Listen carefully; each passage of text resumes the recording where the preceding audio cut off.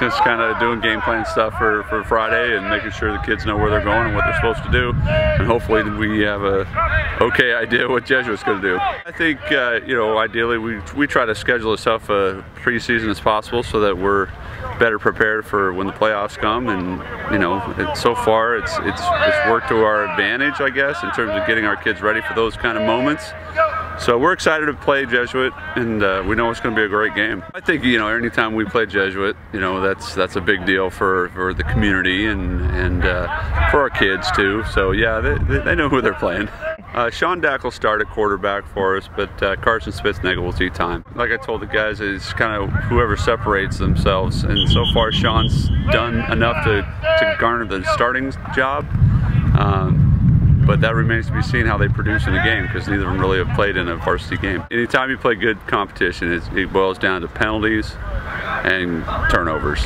If you can control your penalties, control your turnovers, you got a chance. And that's pretty much the bottom line. We haven't had any officials out here. We did our jamboree last week, and you know, for the most part, it was pretty clean for us. I think we had an offsides on defense and kind of an extracurricular penalty one time, but you know, who knows what's going to happen. I mean, everybody's in the same boat that way.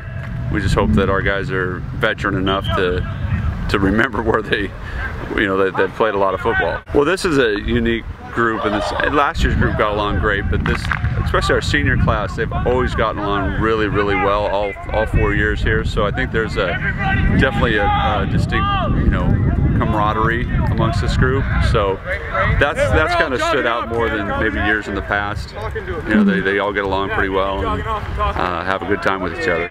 Just to get out there and play. I mean, that's the bottom line, and play against a great program like Jesuit. And we have so much respect for what they do and what they've done, and so it'll be a lot of fun.